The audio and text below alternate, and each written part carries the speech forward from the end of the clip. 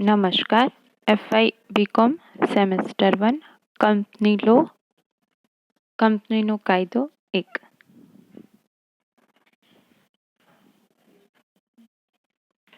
Unit 8 security and exchange board of India. હવે security exchange board of ઇન્ડિયામાં share બજાર એટલે કે જામીનગીરીઓનું ખરીદ વેચવાનું બજાર.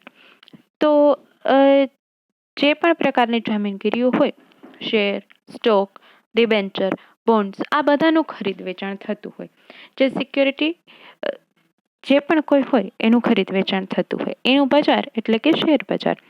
તો હવે આ જે શેર બજાર છે કે જ્યાં આવી સિક્યોરિટીઝનું જામીનગીરીઓનું ખરીદ વેચાણ થતું હોય, એ શેર બજાર ઉપર નિયમન રાખવા માટે security and exchange board of ઇન્ડિયાની સ્થાપના થઈ હતી. 1956માં જામીનગીરી કરારના નિયમધારા અનુસાર શેર બજાર એ એક મંડળ, વ્યવસ્થા તંત્ર કે વ્યક્તિની બનેલી સંસ્થા છે કે જે જામીનગીરીઓ એટલે કે શેર ડિબેન્ચરના ખરીદ વેચાણના ધંધાને સહાય કરવા તથા તેનું નિયંત્રણ કરવાના હેતુથી સ્થાપાયેલી છે.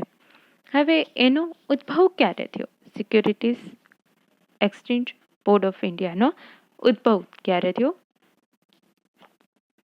સેબી, જેને ટૂંકમાં કહેવામાં આવે છે.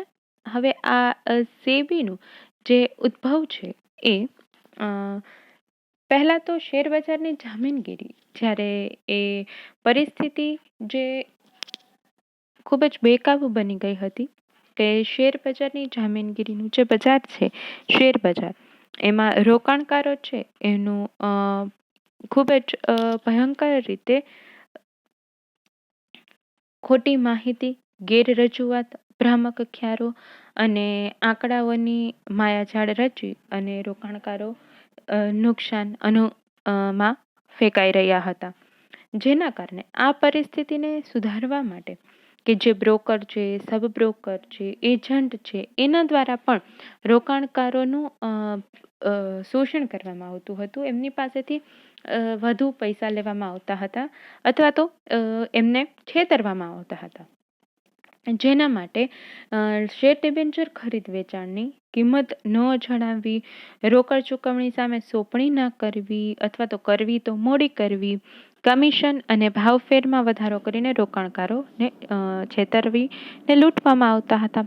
એટલે કે જે પ્રાઇમરી માર્કેટ હોય કે પહેલી જ વખત જ્યારે ઇક્વિટી શેર અથવા તો પ્રેફરન્સ શેરનો જે કંપની દ્વારા છે સૌપ્રથમ વખત શેર ખરીદવા માટે જે એનું વિજ્ઞાપન પત્ર બહાર મૂકી અને શેર ખરીદવામાં આવતા હોય, એ જે પ્રથમ વખત થતું હોય એ પ્રાઇમરી માર્કેટ કહેવાય. હવે ઇવન પ્રાઇમરી માર્કેટમાં પણ રોકાણકારોને ભારે એવી મુશ્કેલીઓનો સામનો કરવો પડતો હતો.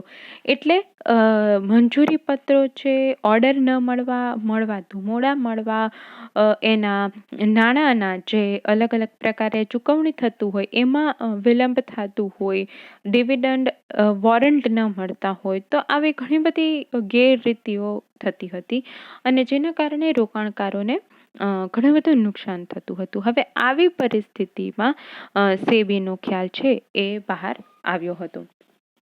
તો આવી પરિસ્થિતિ નિવારવા માટે મૂડી નિયમન ધારો કેપિટલ ઇશ્યુ કંટ્રોલ એક્ટ 1947માં ઘડવામાં આવ્યો અને 1992 મેમાં એ રદ થયો અને જામીનગીરીના વ્યવહારોનું નિયમન કરવા માટે જામીનગીરી કરાર નિયમન ધારો 1956માં પસાર થયો. હવે ધીમે ધીમે એમાં ફેરફાર થયો અને આખા જામીનગીરીના બજારને સુગ્રથિત એટલે કે વ્યવસ્થિત બનાવવા માટે, તંદુરસ્ત બનાવવા માટે સેબીની રચના થઈ, જે સેબી એક્ટ 1992માં એ બાબત છે એ બહાર આવી. હવે કાયદાનો અમલ ક્યારથી થયો? એની 30મી જાન્યુઆરી 1992થી સમગ્ર ભારતમાં the securities and exchange board of ઇન્ડિયાનો કાયદો અમલમાં આવ્યો. ત્યારબાદ બોર્ડની સ્થાપના એટલે કે સેબીના બોર્ડની સ્થાપના. કલમ 3 અનુસાર કેન્દ્ર સરકારે securities and exchange board of India નામના પોતાનું એક સ્વાયત્ત એટલે કે સ્વતંત્ર બોર્ડની રચના કરી. તેનું મુખ્ય કાર્યાલય મુંબઈમાં હતું અને જરૂર જણાય ત્યારે ભારતમાં અન્ય કાર્યાલય પણ સ્થાપી શકાય એવી એની રચના કરવામાં આવી હતી.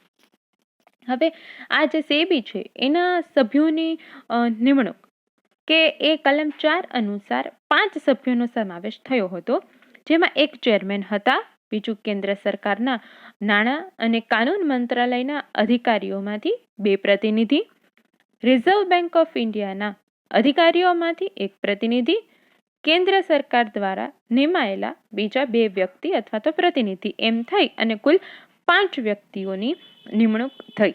પછી સેબીના કાર્ય અને એની ફરજો અને સત્તાઓ કઈ કઈ રહી છે. તો જે સેબીનું પ્રાથમિક અને મહત્વનું કામ છે એ રોકાણકારોનું હિત સાચવવાનું છે. એ ઉપરાંત પણ એ ઘણા બધા કામ કરે છે, જેમ કે જામીનગીરીના બજારનો વિકાસ કરે છે, એમને પ્રોત્સાહન આપે છે, એમને મેનેજ કરે છે, નિયમન કરે છે, અને સાથે સાથે બીજા પણ ઘણા બધા કામ કરે છે, જેમ કે શેર બજારો છે, જામીનગીરીના બજારોના વ્યવહારો વ્યવસ્થિત થાય છે કે નહીં, એમાં જેટલા પણ મધ્યસ્થીઓ સંકળાયેલા છે એમની નોંધણી કરે છે, કારણ કે નોંધાયેલી જે મધ્યસ્થીઓ હોય એમની પાસેથી ખરીદ વેચાણ કરવું જ યોગ્ય ગણાય. મૂડી ફંડ હોય તો એની નોંધણી કરે, એમનું નિયમન કરે છે. પછી ઘણા બધા એવા સેલ્ફ રેગ્યુલેટરી ઓર્ગેનાઇઝેશન હોય, એટલે કે પોતાની રીતે એ નિયમબદ્ધ મંડળો હોય, એમને પ્રોત્સાહન આપે, એમની નિયમન કરે. જામીનગીરીના બજારોને સ્પર્શતા જેટલા પણ વેપારી વ્યવહારો હોય, હવે એમાં કોઈ ગેરનીતિ આચરાતી હોય, છેતરપિંડી થતી હોય તો એમનું પણ એ નિયમન કરે છે, અને જો છેતરપિંડી થતી હોય તો એ અટકાવવાનું કામ સેબીનું છે. રોકાણકારોને ઉપયોગી માહિતી પૂરી પાડવી, જામીનગીરીના બજારોના મધ્યસ્થીઓને શિક્ષણ અને તાલીમની સેવા પૂરી પાડે છે. આંતરિક જે પણ કોઈ લેવેચ હોય એ અટકાવે છે. શેરનું એકત્રીકરણ કરે છે અને કંપની દ્વારા બીજી કંપનીની જે ટેકઓવર હોય એ બાબત અટકાવે છે, એનું નિયમન કરે છે. પછી અલગ અલગ પ્રકારની જેટલી પણ જામીનગીરી છે એ અંગેની કંપની પાસેથી માહિતીઓ મગાવે, એની તપાસ કરે અને એના હિસાબ પણ એ તપાસી શકે. એના માટે જામીનગીરી કરાર નિયમન ધારો 1956 હેઠળ કેન્દ્ર સરકારને યોગ્ય લાગે તે કાર્ય અને સોંપણી એ સેબીને સોંપી શકે છે. તો આના માટે આ કલમ અનુસાર અલગ અલગ પ્રકારના કાર્યો કરવા માટે ફી તથા ખર્ચની રકમ વસૂલ કરવી, અને એ ઉપરાંત ઘણા બધા જે યોગ્ય લાગે એવા સંશોધનો હાથ ધરવા, અને એના માટે થઈ અને બધા જ કામ છે એ સેબી હાથ ધરી શકે, કાર્ય સૂચવી શકે અને કરી શકે. એટલે કે આ જે સેબીનું બોર્ડ છે એ આ બધા જ કાર્યો અને ફરજો એ પોતે ન્યાયિક અધિકારો મળે છે એને, અને એ અધિકારો અંતર્ગત એ કોઈ શોધ, હિસાબી ચોપડા, દસ્તાવેજોની રજૂઆત અને કોઈ પણ વ્યક્તિને સમન્સ ઉપર હાજરી રાખીને સોગંદનામા ઉપર તપાસી શકે. સમન્સ એટલે કે કોર્ટમાં જ્યારે કોઈને બોલાવવામાં આવે તો એને સમન્સ કહેવાય, જે એમાં લખેલું હોય કે આ વ્યક્તિને આ તારીખે આ સમયે આ જગ્યાએ ઉપસ્થિત રહેવાનું હશે. તો એ કોર્ટમાંથી જ્યારે એ પ્રકારે બોલાવવામાં આવે ને સમન્સ કહેવાય. તો સમન્સના આધારે કોઈ પણ વ્યક્તિને બોલાવી શકે અને એ સ્થળે ચોપડાઓ, રજિસ્ટરો, દસ્તાવેજો તપાસવા વગેરેની જે પણ સત્તા છે એ આ બોર્ડ કે જે સેબી છે એને પ્રાપ્ત થાય છે, જે કેન્દ્ર સરકાર દ્વારા એમને આપવામાં આવે છે. તો હવે શેર બજાર જામીનગીરીના જે બજારનું નિયમન કેવી રીતે કરવામાં આવે છે એના વિશે આપણે ચર્ચા કરીએ. Thank you.